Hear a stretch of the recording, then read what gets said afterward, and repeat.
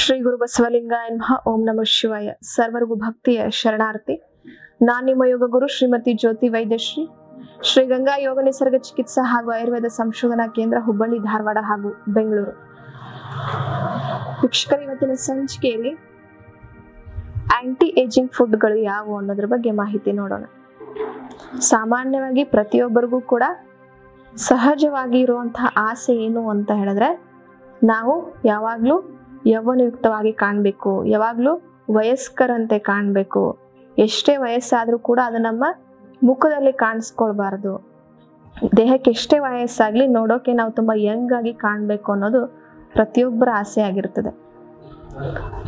ಆಸೆ ಇದ್ರೆ ಸಾಲದು, ಅದಕ್ಕೆ ಬೇಕಾದಂತಹ ಬದಲಾವಣೆಗಳು ಆಗಬೇಕು. ಬದಲಾವಣೆಗಳು ಇವತ್ತು ಯಾವ ರೀತಿ ಆಗ್ತಾ ಇದೆ ಅಂತ ಹೇಳಿದ್ರೆ, ಪಾರ್ಲರ್ಗಳಿಗೆ ಮೊರೆ ಹೋಗ್ತೀವಿ. ನಾವು ತುಂಬಾ ಚೆನ್ನಾಗಿ ಕಾಣಬೇಕು ಅಂತ ಹೇಳಿ ಫೇಶಿಯಲ್ಗಳನ್ನ ಮಾಡಿಸ್ಕೊಳ್ಳುವಂಥದ್ದು, ವ್ಯಾಕ್ಸ್ ಮಾಡಿಸ್ಕೊಳ್ಳುವಂಥದ್ದು. ತುಂಬಾ ಜನಕ್ಕೆ ಇದು ಗೊತ್ತಿಲ್ಲ. ನೋಡ್ಲಿಕ್ಕಷ್ಟೇ ಒಂದೂವರೆ ಗಂಟೆ, 2 ದಿನ ಚೆನ್ನಾಗಿ ಕಾಣಿಸ್ತಾರೆ. ಅದಾದ್ಮೇಲೆ ಎಷ್ಟು ಚರ್ಮಕ್ಕೆ ಸಮಸ್ಯೆ ಮಾಡ್ತದೆ ಅಂತ ಹೇಳಿದ್ರೆ, ಆ ಸ್ಕಿನ್ ಸೆಲ್ಸ್ಗಳಿಗೆ ಸಮಸ್ಯೆ ಮಾಡ್ತದೆ. ಈ ವ್ಯಾಕ್ಸ್ ಮಾಡಿಸ್ಕೊಳ್ಳೋದ್ರಿಂದ ನಮ್ಮ ರೋಗ ನಿರೋಧಕ ಶಕ್ತಿ ಕಡಿಮೆ ಆಗ್ತದೆ. ಯಾಕಂತ ಹೇಳಿದ್ರೆ, ದೇವರೇನು ಹುಚ್ಚ ಅಲ್ಲ. ಕೈಯಲ್ಲಿ ಯಾಕೆ ಕೂದಲ ಕೊಟ್ಟಿದ್ದಾನೆ, ಮುಖದ ಮೇಲೆ ಯಾಕೆ ಕೂದಲ ಕೊಟ್ಟಿದ್ದಾನೆ, ಕಾಲಲ್ಲಿ ಯಾಕೆ ಕೂದಲ ಕೊಟ್ಟಿದ್ದಾನೆ, ಇವೆಲ್ಲವೂ ರೋಗ ನಿರೋಧಕ ಶಕ್ತಿಯನ್ನು ಹೆಚ್ಚಿಸ್ತದೆ. ಇವತ್ತು ತುಂಬಾ ಜನ ಏನ್ ಮಾಡ್ತಾರೆ, ಹೈಬ್ರೋ ಮಾಡ್ಕೋತಾರೆ. ಅಂದ್ರೆ ಹೈಬ್ರೋನ ಶೇಪ್ ಮಾಡಿಸ್ಕೊಳ್ಳುವಂಥದ್ದು, ಅಪ್ಪರ್ ಲಿಪ್ ಮಾಡಿಸ್ಕೊಳ್ಳುವಂಥದ್ದು, ಮುಖದ ಮೇಲಿನ ಕೂದಲುಗಳನ್ನ ತೆಗೆಸ್ಕೊಳ್ಳುವಂಥದ್ದು. ಯಾಕೆ ದೇವ್ರು ಅಲ್ಲೇ ಇಟ್ಟಿರ್ಬೇಕು? ಹುಬ್ಬನ್ನ ಯಾಕೆ ಕಣ್ಣು ಮೇಲೆ ಇಟ್ಟಿದ್ದಾನೆ, ರೆಪ್ಪೆಗಳನ್ನ ಯಾಕೆ ಇಟ್ಟಿದ್ದಾನೆ? ಕಣ್ಣು ತುಂಬಾ ಸೂಕ್ಷ್ಮವಾದ ಒಂದು ಅಂಗ ಅದು. ಅದಕ್ಕೇನು ಸಮಸ್ಯೆ ಆಗ್ಬಾರ್ದು, ಯಾವುದೇ ರೀತಿ ಇನ್ಫೆಕ್ಷನ್ಗಳಾಗಬಾರ್ದು ಅಂತ ಹೇಳಿ ಈ ರೆಪ್ಪೆಗಳನ್ನ ಇಟ್ಟಿದ್ದಾನೆ. ಹುಬ್ಬನ್ನ ಯಾಕೆ ಇಟ್ಟಿದ್ದಾನೆ ಅಂತ ಹೇಳಿದ್ರೆ, ನೀರಿನ ಹನಿ ಬಿದ್ದವಾಗ ಅದು ಡೈರೆಕ್ಟ್ ಆಗಿ ಕಣ್ಣಲ್ಲಿ ಹೋಗ್ಬಾರ್ದು. ಯಾವ್ದಾದ್ರು ಧೂಳು ಕಸ ಏನಾದ್ರು ಹೋದಾಗ ಅದನ್ನ ಹಿಡಿದಿಡುವಂತ ಶಕ್ತಿ ಆ ಕೂದಲುಗಳಿಗೆ ಇರ್ತದೆ. ಇವತ್ತು ನಾವು ಏನ್ ಮಾಡ್ತಾ ಇದೀವಿ ಅಂತ ಹೇಳಿದ್ರೆ, ನಿಸರ್ಗವಾಗಿ ಆ ದೇವರು ಕೊಟ್ಟಂತಹ ಒಂದು ಸೌಂದರ್ಯವನ್ನ ನಮಗ್ ಬೇಕಾದ ರೀತಿಯಲ್ಲಿ ನಾವೇನ್ ಮಾಡ್ಕೊಂತೀವಿ, ಬದಲಾವಣೆ ಮಾಡ್ಕೊಳ್ತೀವಿ. ಹೆಣ್ಮಕ್ಳು ಹೋಗ್ಲಿ, ಇವತ್ತು ಗಂಡ್ಮಕ್ಳು ಕೂಡ ವ್ಯಾಕ್ಸ್ ಮಾಡಿಸ್ಕೊಳ್ತಿದ್ದಾರೆ. ಗಂಡ್ಮಕ್ಳು ಕೂಡ ಹೈಬ್ರೋ ಮಾಡಿಸ್ಕೊಳ್ಳುವಂಥದ್ದು, ಮುಖದ ಮೇಲೆ ಕೂದಲುಗಳನ್ನ ತೆಗೆಸ್ಕೊಳ್ಳುವಂಥದ್ದು, ಮೂಗಿನ ಒಳಗಡೆ ಕೂದಲು ಕೂಡ ತೆಗೆಸ್ಕೊಳ್ತಾರೆ ತುಂಬಾ ಜನ. ಅವ್ರು ತುಂಬಾ ಬೇಗ ಸತ್ತೋಗ್ತಾರೆ. ಕಾರಣ ಏನಂತ ಹೇಳಿದ್ರೆ, ಮೂಗಿನ ಒಳಗಡೆ, ಹೊಳ್ಳೆ ಒಳಗಡೆ ಏನು ರೋಮಗಳ ಕೂದಲುಗಳು ಇರ್ತಾವಲ್ಲ, ಅದು ಎಷ್ಟು ಜಾಸ್ತಿ ಇರ್ತದೆ ಅಷ್ಟು ಒಳ್ಳೇದು. ಯಾಕಂತ ಹೇಳಿದ್ರೆ, ಪ್ರತಿ ಸಾರಿ ನಾವು ಉಸಿರಾಡಿಸುವಾಗ ಹಲವಾರು ರೀತಿಯ ವಾತಾವರಣದಲ್ಲಿ ನಾವು ಇರ್ತೇವೆ. ಕೆಲವೊಂದು ಸರಿ ಈ ರೋಡಲ್ಲಿ ಇರ್ತೀವಿ, ಅಲ್ಲಿ ಪೊಲ್ಯೂಷನ್ ಹೆಚ್ಚಾಗಿರ್ತದೆ. ಕೆಲಸ ಮಾಡುವ ಜಾಗದಲ್ಲಿ ಪೊಲ್ಯೂಷನ್ ಹೆಚ್ಚಾಗಿರ್ತದೆ. ಮಣ್ಣು, ಧೂಳು, ಅದರಲ್ಲಿ ಬರುವಂತಹ ಪ್ರತಿ ಒಂದು ಬ್ಯಾಕ್ಟೀರಿಯಾಗಳು ಆ ಮಣ್ಣಿನ ಕಣಗಳನ್ನ ದೇಹಕ್ಕೆ ಇನ್ಫೆಕ್ಷನ್ ಆಗಬಾರ್ದು ಅಂದ್ರೆ ಅದು ಗಾಳಿಯನ್ನ ಫಿಲ್ಟರ್ ಮಾಡಿ ಒಳಗೆ ಕಳಿಸ್ತದೆ. ನಾವು ಉಸಿರನ್ನು ತೆಗೆದುಕೊಂಡಾಗ ಆ ಆಕ್ಸಿಜನ್ ಫಿಲ್ಟರ್ ಆಗಿ ಒಳಗೆ ಹೋಗ್ಲಿಕ್ಕೆ ಆ ಕೂದಲುಗಳು ನಮಗೆ ಸಹಾಯ ಮಾಡ್ತವೆ.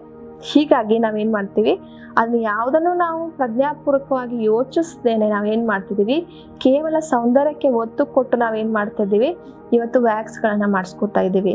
ಹೀಗಾಗಿ ಇದೆಲ್ಲವನ್ನು ಬಿಟ್ಟು ಸಹಜವಾಗಿ ನಮ್ಮ ಸೌಂದರ್ಯ ಹೆಚ್ಚಾಗಬೇಕು, ಸಹಜವಾಗಿ ನಮ್ಮ ಒಂದು ವಯಸ್ಕರಂತೆ ಕಾಣಬೇಕು ಅಂತ ಹೇಳಿದ್ರೆ, ಅದಕ್ಕೆ ಆಹಾರ ಪದ್ಧತಿ, ಜೀವನ ಶೈಲಿ ತುಂಬಾ ಮುಖ್ಯ ಆಗ್ತದೆ.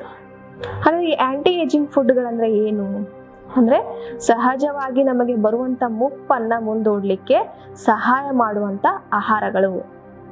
ಹಾಗಾದ್ರೆ ಯಾವೆಲ್ಲ ಆಹಾರಗಳು ಸಹಾಯ ಮಾಡ್ತೇವೆ, ಯಾವೆಲ್ಲ ಅಂಶಗಳು ಆಹಾರದಲ್ಲಿ ಇದ್ರೆ ನಮ್ಮ ವಯಸ್ಸು ಚೆನ್ನಾಗಿರ್ತದೆ, ನಮಗೆ ಮುಪ್ಪು ಬರದಂತೆ ದೇಹ ಗಟ್ಟಿಯಾಗಿರ್ತದೆ ಅನ್ನೋದನ್ನ ನಾವು ತಿಳ್ಕೊಳ್ಬೇಕು ಮೊದಲು. ಹಾಗಾಗಿ ಯಾವ ಆಹಾರದಲ್ಲಿ ನಮಗೆ ಸಿಗ್ತದೆ ಅಂತ ಹೇಳಿದ್ರೆ, ಮೊದಲು ಯಾವುದು ಆಂಟಿ ಆಕ್ಸಿಡೆಂಟ್ ಹೆಚ್ಚಾಗಿರುವಂತ ಆಹಾರವನ್ನ ಸೇವಿಸೋದ್ರಿಂದ ನಮಗೆ ಯೌವನ ಚೆನ್ನಾಗಿರ್ತದೆ, ತುಂಬಾ ದಿನ ವಯಸ್ಕರಂತೆ ಕಾಣಿಸ್ತೀವಿ, ಅಂದ್ರೆ ಯೌವನ ವ್ಯವಸ್ಥೆ ಇರುವಂತೆ ಕಾಣಿಸ್ತೀವಿ. ಹಾಗಾದ್ರೆ ಯಾವ ಆಂಟಿ ಆಕ್ಸಿಡೆಂಟ್ ಫುಡ್ಗಳು? ಪ್ರಮುಖವಾಗಿ ಜಿರೆ ಕಷಾಯ. ಜಿರೆ ಕಷಾಯವನ್ನ ಕುಡಿಯುವುದರಿಂದ ಏನಾಗ್ತದೆ, ಅದರಲ್ಲಿ ಹೆಚ್ಚು ಆಂಟಿ ಆಕ್ಸಿಡೆಂಟ್ ಇದೆ. ದೇಹದಲ್ಲಿರುವಂತಹ ಟಾಕ್ಸಿನ್ ಅನ್ನ ಹೊರ ಹಾಕ್ಲಿಕ್ಕೆ ತುಂಬಾ ಚೆನ್ನಾಗಿ ಸಹಾಯ ಮಾಡ್ತದೆ. ಹೀಗಾಗಿ ದೇಹದಲ್ಲಿರೋ ಟಾಕ್ಸಿನ್ ಹೊರಗಡೆ ಹೋಯಿತು ಅಂತ ಹೇಳಿದ್ರೆ ಮತ್ತೇನಾಗ್ಬಿಡ್ತದೆ, ದೇಹ ಹೊಸದಂತೆ ಆಗ್ತದೆ. ಹೀಗಾಗಿ ಮೊದಲು ನಾವು ದೇಹದಲ್ಲಿರುವಂತಹ ಟಾಕ್ಸಿನ್ ಅನ್ನ ಹೊರ ಹಾಕೋ ಪ್ರಯತ್ನವನ್ನ ಮಾಡಬೇಕು. ಪ್ರತಿದಿನ ದೇಹದಲ್ಲಿರುವಂತಹ ಟಾಕ್ಸಿನ್ ಅನ್ನ ಹೊರಗೆ ಹಾಕ್ಲೇಬೇಕು. ಹೇಗೆ ನಾವು ಆಹಾರ ತೆಗೆದುಕೊಳ್ತೇವೆ ಅದೇ ರೀತಿ ದೇಹದಲ್ಲಿ ಟಾಕ್ಸಿನ್ ಉತ್ಪತ್ತಿ ಆಗಿರ್ತದೆ. ಅದನ್ನ ಹೊರಗೆ ಹಾಕ್ತಾನೆ ಇರ್ಬೇಕು ನಾವು. ಅದು ಒಳಗಡೆನೆ ಇದ್ರೆ ಹಲವಾರು ಆರೋಗ್ಯದ ಸಮಸ್ಯೆಗಳು ಬರಲಿಕ್ಕೆ ಶುರು ಮಾಡ್ತದೆ. ಏನೇ ಸಮಸ್ಯೆ ಬಂದಿದೆ ಅಂತ ಹೇಳಿದ್ರೆ ಅದು ಚರ್ಮದ ಮೂಲಕ ನಮಗೆ ತೋರಿಸ್ಲಿಕ್ಕೆ ಶುರು ಮಾಡ್ತದೆ. ಚರ್ಮ ಯಾವಾಗ ಸುಕ್ಕ ಆಗ್ತದೆಯೋ ಸಹಜವಾಗಿ ಯಾವಾಗ ನಾವೇನ ಕಾಣಿಸ್ತೀವಿ, ಅತಿಯಾಗಿ ವಯಸ್ಸಾದಂತೆ ಕಾಣಿಸ್ಲಿಕ್ಕೆ ಶುರು ಮಾಡ್ತೀವಿ. ಹೀಗಾಗಿ ಈ ಆಂಟಿ ಆಕ್ಸಿಡೆಂಟ್ ರಿಚ್ ಇರುವಂಥ ಫುಡ್ಗಳನ್ನು ನಾವು ಹೆಚ್ಚು ಸೇವಿಸಬೇಕಾಗ್ತದೆ. ಜೀರೆ ಕಷಾಯ ಆಯಿತು, ಎಲ್ಲ ಹಣ್ಣು ತರಕಾರಿಗಳಲ್ಲಿ ಹೆಚ್ಚು ಆಂಟಿ ಆಕ್ಸಿಡೆಂಟ್ ಇದೆ. ಹೀಗಾಗಿ ನಾವು ಏನು ಮಾಡಬೇಕು, ಬೇಯಿಸಿರೋ ಆಹಾರ ನಾವು ಎಷ್ಟು ತೆಗೆದುಕೊಳ್ತೇವೋ ಅಷ್ಟೇ ಪ್ರಮಾಣದ ಹಸಿ ಹಣ್ಣು ತರಕಾರಿಗಳನ್ನು ತಿನ್ನಬೇಕು. ಕನಿಷ್ಠ ಪಕ್ಷ ಒಂದು 50% ಹಣ್ಣು ತರಕಾರಿಗಳನ್ನ ಸೇವಿಸಿದೆ, 50% ಬೇಯಿಸಿದ ಆಹಾರವನ್ನು ನಾವು ಸೇವಿಸಬೇಕು. ನಾವೇನು ಮಾಡ್ತೀವಿ ಇವತ್ತು ಅಂತ ಹೇಳಿದ್ರೆ ಒಂದು 10% ಕೂಡ ಹಣ್ಣು ತರಕಾರಿಗಳನ್ನ ನಾವು ತಿನ್ನೋದಿಲ್ಲ. ಏನು ಮಾಡ್ತೀವಿ, 3 ಹೊತ್ತು ಕೂಡ ಏನು ಮಾಡ್ತೀವಿ, ಅತಿಯಾಗಿ ಬೇಯಿಸಿದ ಆಹಾರವನ್ನ ಡೀಪ್ ಫ್ರೈ ಅಂತ ಹೇಳ್ತೀವಿ.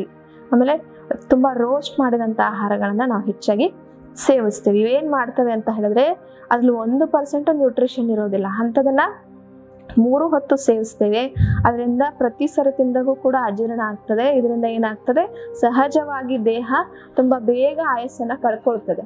ಹೀಗಾಗಿ ನಾವೇನು ಮಾಡಬೇಕು, ಈ ಆಂಟಿ ಆಕ್ಸಿಡೆಂಟ್ ಹೆಚ್ಚಾಗಿರುವಂಥ ಆಹಾರವನ್ನು ಸೇವಿಸಬೇಕು. ಅದರಲ್ಲಿ ಏನಾಗ್ತದೆ, ಈ ಆಂಟಿ ಆಕ್ಸಿಡೆಂಟ್ ಹೆಚ್ಚಾಗಿರುವಂಥ ಆಹಾರಗಳು ನಮ್ಮ ದೇಹನ ಚೆನ್ನಾಗಿರ್ಲಿಕ್ಕೆ ಸಹಾಯ ಮಾಡ್ತವೆ. ಇನ್ನು ಆಂಟಿ ಏಜಿಂಗ್ ಪ್ರಾಪರ್ಟಿ ಅಂದರೆ ಹೇಳಿದೆ ನಾನು, ಸಹಜವಾಗಿ ಮುಪ್ಪನ್ನು ಮುಂದೂಡ್ತದೆ ಅಂತ ಹೇಳಿ.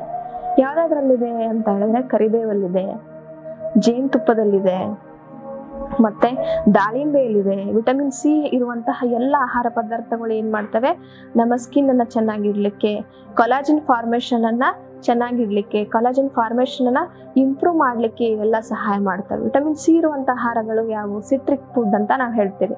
ನಿಂಬೆಹಣ್ಣು ಆಗಿರ್ಬೋದು, ಮೋಸಂಬಿ ಆಗಿರ್ಬೋದು, ಆರೆಂಜ್ ಆಗಿರ್ಬೋದು, ಈ ಬೇರೀಸ್ ಅಂತ ಹೇಳ್ತೀವಿ, ಬ್ಲೂಬೆರಿ, ಬ್ಲ್ಯಾಕ್ ಬೆರಿ ಅಂತ ಹೇಳ್ತೀವಿ, ಅವು ಆಗಿರ್ಬೋದು. ಪ್ರತಿಯೊಂದು ಕೂಡ ಈ ವಿಟಮಿನ್ ಸಿ ಇರುವಂಥ ಆಹಾರಗಳು ಸಹಜವಾಗಿ ಇವು ನಮ್ಮ ಕಣ್ಣಿನ ಆರೋಗ್ಯಕ್ಕೆ, ನಮ್ಮ ಚರ್ಮದ ಆರೋಗ್ಯಕ್ಕೆ ಹೆಚ್ಚು ಸಹಾಯಕಾರಿಯಾಗಿ ಕೆಲಸ ಮಾಡ್ತದೆ. ಹಾಗಾಗಿ ವಿಟಮಿನ್ ಸಿ ಇರುವಂಥ ಆಹಾರ ಪದಾರ್ಥಗಳನ್ನ ನಾವು ಹೆಚ್ಚಾಗಿ ಸೇವಿಸಬೇಕು.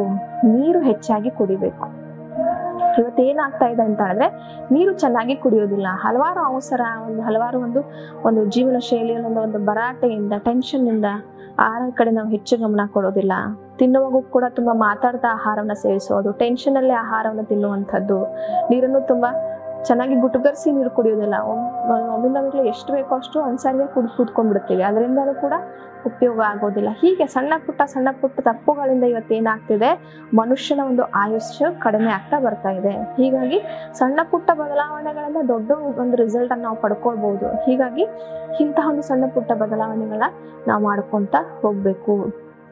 ಮತ್ತೇನ್ ಮಾಡ್ಬೇಕಂತ ಹೇಳಿದ್ರೆ ಈ ಒಮೆಗಾ ಫ್ಯಾಟಿ ಆಸಿಡ್ ಇರುವಂತ ಆಹಾರಗಳನ್ನ ಹೆಚ್ಚು ತಿನ್ಬೇಕು. ಯಾವ್ದ್ರಲ್ಲಿದೆ, ಯಾವೆಲ್ಲ ಡ್ರೈ ಫ್ರೂಟ್ಸ್ಗಳಲ್ಲಿ, ನಟ್ಸ್ಗಳಲ್ಲಿ ಈ ಒಮೆಗಾ ಫ್ಯಾಟಿ ಆಸಿಡ್ ಇರ್ತದೆ, ಒಮೆಗಾ 3 ಫ್ಯಾಟಿ ಆಸಿಡ್ ಅಂತ ಹೇಳ್ತೇವೆ.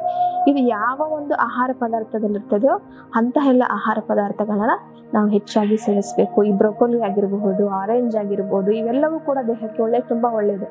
ಇವೆಲ್ಲವೂ ಕೂಡ ನಮ್ಮ ಆಯುಷ್ಯನ ವೃದ್ಧಿಸ್ತದೆ, ನಮ್ಮ ಒಂದು ಸಹಜ ಮುಪ್ಪನ್ನ ಇವೆಲ್ಲವೂ ಮುಂದೂಡ್ತದೆ. ಇನ್ನು ದಾಳಿಂಬೆ ಹಣ್ಣನ್ನ ಪ್ರತಿದಿನ ಸೇವಿಸೋದ್ರಿಂದ ಏನಾಗ್ತದೆ, ಅದರಲ್ಲಿ ಆಂಟಿ ಏಜಿಂಗ್ ಪ್ರಾಪರ್ಟಿ ಇರೋದ್ರಿಂದ ಏನಾಗ್ತದೆ, ನಮಗೆ ಬರುವಂತಹ ಮುಪ್ಪನ್ನ ಅದು ಮುಂದೂಡ್ತದೆ. ಇವೆಲ್ಲವೂ ನೋಡಿ, ಇಷ್ಟು ಒಳ್ಳೆ ಆಹಾರಗಳು ನಮಗೆ ನಿಸರ್ಗದತ್ತವಾಗಿ ಸಿಗ್ತವೆ. ಅದನ್ನೆಲ್ಲ ಬಿಟ್ಟು ನಾವೇನ್ ಮಾಡ್ತೀವಿ, ಪಾರ್ಲರ್ಗಳಿಗೆ ಹೋಗ್ತೀವಿ, ಫೇಶಿಯಲ್ಗಳನ್ನ ಮಾಡಿಸ್ಕೊಳ್ತೀವಿ. ಅದು ತುಂಬಾ ನೋಡೋಕೇನೋ ಸಿನಿಮಾದಲ್ಲಿ ಕ್ಯಾಮ್ರಾ ಮುಂದೆ ಚೆನ್ನಾಗಿ ಕಾಣ್ತಾರೆ, ಆದ್ರೆ ಅವ್ರಿಗೆ ಅವಶ್ಯಕತೆ, ಅವರ ಜೀವನ ಶೈಲಿ ಅವಶ್ಯಕತೆ ಆ ಥರ ಇದೆ, ಅವರ ಒಂದು ವೃತ್ತಿ ಬದುಕು ಆ ಥರ ಇರ್ತದೆ. ಅದಕ್ಕಾಗಿ ಅವ್ರು ಅನಿವಾರ್ಯತೆಯಿಂದ ಮಾಡ್ಕೊಳ್ತಿರ್ತಾರೆ ಹೊರತು ಅವ್ರಿಗೂ ಅದೇನು 100ಕ್ಕೆ 100 ಒಂದು ಇಷ್ಟವಾಗಿ ಮಾಡ್ತಾ ಇರೋದಿಲ್ಲ. ಅದನ್ನ ನಾವೇನ್ ಮಾಡ್ತೀವಿ, ಅದನ್ನ ನೋಡ್ಬಿಟ್ಟು ನಾನು ಅವ್ರ ಥರನೇ ಕಾಣ್ಬೇಕು ಅಂತ ಹೇಳಿ ಒಂದು ಹುಚ್ಚುತನದಿಂದ ನಾವೇನ್ ಮಾಡ್ತೀವಿ, ಸಹಜ ಸೌಂದರ್ಯವನ್ನ ಹಾಳು ಮಾಡಿಕೊಂಡು ಮತ್ತೇನ್ ಮಾಡ್ತೀವಿ, ಆರೋಗ್ಯವನ್ನು ಕೂಡ ಹಾಳು ಮಾಡ್ಕೊಳ್ತೀವಿ. ಅದಕ್ಕಾಗಿ ಚೆನ್ನಾಗಿರ್ಬೇಕು, ಆಯುಷ್ಯ ಆರೋಗ್ಯ ಚೆನ್ನಾಗಿರ್ಬೇಕು, ದೀರ್ಘಕಾಲದವರೆಗೂ ನಾವು ಯೌವನಾವಸ್ಥೆಯಲ್ಲಿ ಬದುಕಬೇಕು, ಚೆನ್ನಾಗಿ ಕಾಣಬೇಕು ಅಂತ ಹೇಳಿದ್ರೆ ಆಹಾರ ಶೈಲಿ, ಜೀವನ ಪದ್ಧತಿ, ಆಧ್ಯಾತ್ಮಿಕ ಜೀವನ ತುಂಬಾ ಮುಖ್ಯ ಆಗ್ತದೆ.